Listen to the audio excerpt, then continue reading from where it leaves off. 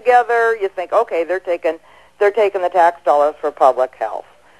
Well, in the last week, in both of the local papers, couple of representatives and board members of the health district published a letter again that linked public health with the hospital. And the way Lisa Galovich was one of the people who did it. And the way she did it, she said in her letter to the editor, the WIC program will be threatened by the new board members who want to destroy public health.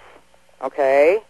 Now, WIC program is public health, and these are people who were opponents of the hospital. I'm paraphrasing, but that's what her letter said. Mm-hmm. So once again, she linked the hospital tax with WIC, which is public health.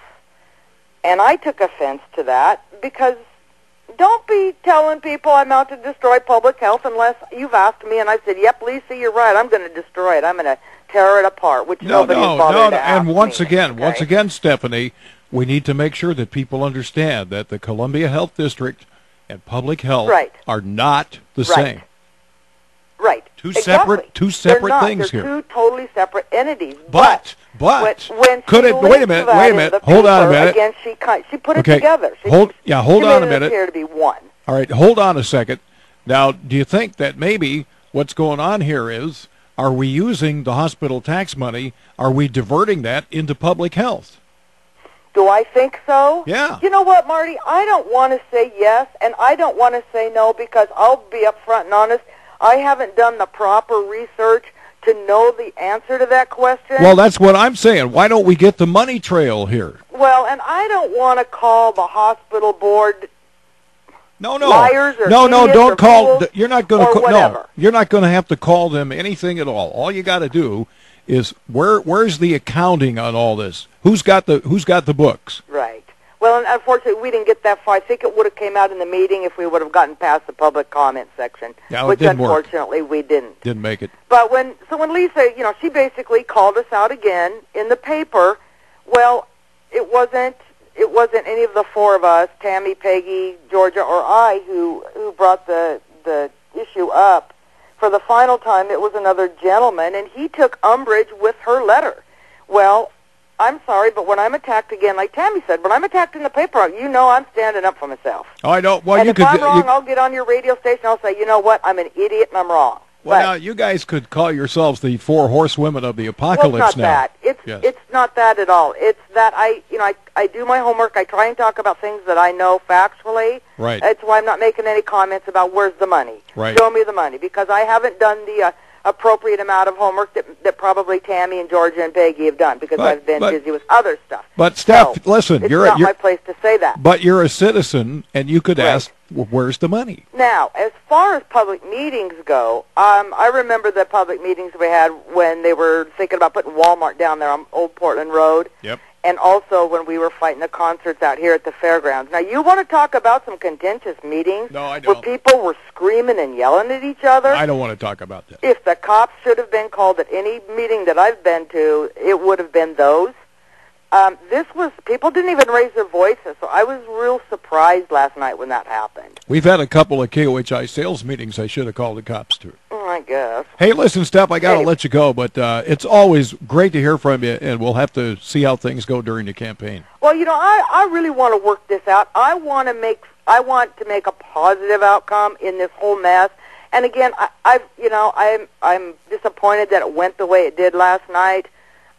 For everybody involved, I think we can do better. All of us, including the board. I think we can all do better. Shame on all of you. Yeah, I guess. Well, I won't say that. I'm just going to say shame on me. I feel bad. All right. I feel bad it went the way it did. Well, it'll get better. I think so. All right. Buy a lottery ticket, would you? Yeah, I'm out of here if that happens. See ya. Okay, bye. See ya. All right. Now we are going to wrap up this little discussion with Larry on line one. Larry, what's on your mind, man? Well, I was at the meeting last night, and I was the gentleman that was kind of taking Lisa to task on the way she worded her letter to the editor. All right. And that kind of started the whole thing, I guess, and which rightfully so, she was totally wrong. Same misinformation that the hospital board has been giving for years. They either give no information or little information or just enough of the truth to mislead people. And I was very, very upset with Jay Tappan's handling of that last night. Very immature for a person in that position who's also in charge of our fire district.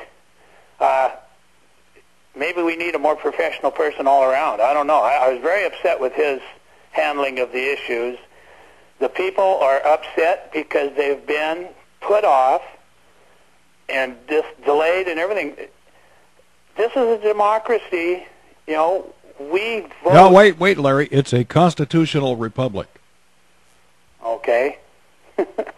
Yeah. Like I say, 10,000 people voted to have something done, and Right. It appears to all of us that listen to anything that the board has done nothing but try to find a legal loophole to not do the will of the voters. I say, why vote if it makes no difference? Yep, I hear what you're saying. I feel what you're saying and the frustration. And what I'm concerned about now is where we go with this thing, because we've filed a declaratory petition, to determine, I guess, whether or not they can refund the money. Maybe I'm oversimplifying that. Well, why does it have to be hard to figure out? Why can't it be simple? They know who paid in how much money. They know every one of our tax accounts. Well, the question is, Larry, the question, as I understand it, and correct me if I'm wrong, but it involves the establishment of a permanent tax rate, and can you actually undo that? And I think that's the issue that we're going to filter down to, and that's what the judge has to decide, in my view. And again, I might be wrong with that, but according to state law, once you establish a permanent tax rate, and this has, over and above the hospital. I mean, the hospital project is done. It's shut down. It's not going to happen. But at the same time, the quibbling here seems to me to be over the refund money. And the question is whether or not the money can actually stop because of the way it was set up as a permanent tax base. So state law, I believe, mandates that once you set that up, you can't undo it. I'm sorry, but I'd have to take issue the word permanent. Okay. We can't have a tax base for something's no longer going to happen. And there you go. No, you're right. You're right. We get too much legalese involved in all this stuff. Right. If we got back to just what the normal person can understand, which most of the voters did understand, they wanted to stop the 38 cents per thousand, not reduce it, stop it. Right. And that's not been done. The board, through every meeting, I think the board is always indifferent to what people say. They don't listen hardly, or they listen and that's it. They won't answer. The public only has one portion of that meeting, the public comment. You can't ask a question later on when they bring anything else up. Right. So you have to handle and think ahead and try to do all this, and you get stonewalled. Well, after years, I can see where these people. Right. I've got upset at the meetings and raised my voice. Doesn't mean I'm a threat to anybody. Last time I looked, we still had free speech. Well, that's what I feel, and I still believe in democracy and the democratic way, where if I was smart enough to vote this thing in 2004, I voted against it, but if we were smart enough to vote it in, we should be smart enough to vote it out. I thought that's what we just did. Well, I think so too, but like you talk to the board, who still try to keep public health and the hospital project tied as one. That's totally right. Wrong, but they won't accept it. And by their own admission, they've spent money out of the 38 cents per thousand fund for public health. All right, Larry, good call. Thanks for listening. Keep listening. I got to turn you loose, but have a great weekend. Thank you very much for listening to me. You bet. Anytime. There we go. I'm going to listen to Ralph on line 2. Ralph, go ahead. You got the final 2 minutes here before the break. Well, good morning, Marty. How are you this morning? Better than I deserve. I hear you. Well, hey, I just wanted to call in regards about this hospital issue. We knew when this first started that they would never get their license from the state to build this hospital. And so, what we thought was, why are they imposing a tax on something that they're never going to get approval on? Well, here we are, 6 years later, and they didn't get the approval. They knew from the very get-go that this thing was going to go, but they were going to fight it. And because they're a government agency, they thought they'd get a special preference or treatment down in Salem to get this thing approved. Well, it didn't happen. Now, I'm like Ralph, can you remember, and I'm trying to remember, was the critical care designation changed before or after the 2004 election? That I could not tell you, or right. could I comment on. But right. I will say this, and that is, I believe what you said earlier, follow the money. I drive by the health district office quite a bit, and I've seen a brand new car out there, so I'm sure, if the health district is in that bad a shape, where'd that money come from? So follow the money. I don't want the other thing, too, is the people have voted. This is all about the public health district trying to latch onto the taxpayers' money on something that they didn't ever delivered on. And I think that the reason they're taking it to the judges is, again, here we got a government agency that's taking it to the courts, thinking that they're going to get special preference. But I can tell you right now, I am upset. And with the way the economy is, everybody needs every little penny that they have, and that 38 cents, I don't care what the courts say, that 38 cents, and I hope that the court systems are listening, that they need to give that money back to the taxpayers, because I'm one of a few taxpayers in this county now that are going to get taxed more than the majority of the taxpayers in this county. Mm-hmm. So here we go with taxation without representation. If the health district wants tax money, then they need to put a bill in place. Well, they need to put a separate levy on the ballot. They do.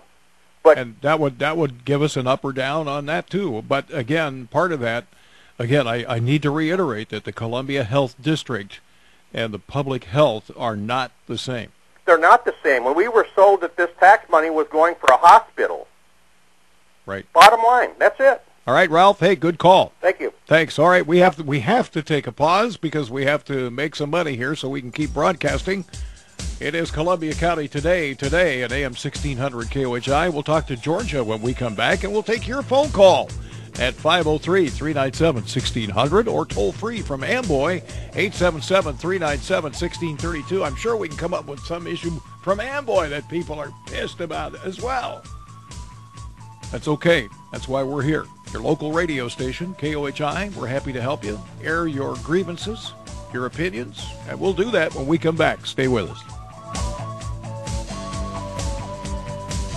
Paving, bark dust, cat, backhoe, rock, septic tanks, sewer lines. M.E. Moore Construction does it all for years in Columbia County. Your projects done right the first time and for an affordable rate. So don't rely on companies that come through offering unbelievable discounts. M.E. Moore Construction is licensed and bonded and stands behind all their work. Call Rodney today and get the best service for your next project. 503-397-2737. That's 503-397-2737. See why folks who know to call M.E. Moore Construction. Building a better Columbia County, one project at a time. Shop local. M.E. Moore Construction in St. Helens. 503-397-2737. That's 503-397-2737. M.E. Moore Construction. Reasonable price and the first in quality. CCV number 163079. Hi, I'm Jane Lynch, and I've recently discovered that I'm the center of the universe. Not because I'm a huge celebrity, which I totally am, but because I have Xfinity. I get all my favorite movies and shows available instantly on demand. It's entertainment that's all about me all the time. See, with Xfinity, you don't have to be a big star to be the center of the universe. Like what I did there? Star, universe? Give it a minute. Call 1-800-XFINITY today and switch to Xfinity TV only from Comcast for $29.99 a month for a whole year and get 3 months of HBO included. With Xfinity On Demand, you can watch all your favorites on TV and online instantly, anytime, anywhere. Satellite can't match that. Plus, enjoy hit movies and award-winning original series with HBO. So switch to Xfinity TV for $29.99 a month for a whole year with HBO included for 3 months. Call 1-800-XFINITY today. Offer ends 3/6/11. Restrictions apply. Limited to digital starter TV for new residential customers. Minimum 2-year contract required. Early termination fee applies.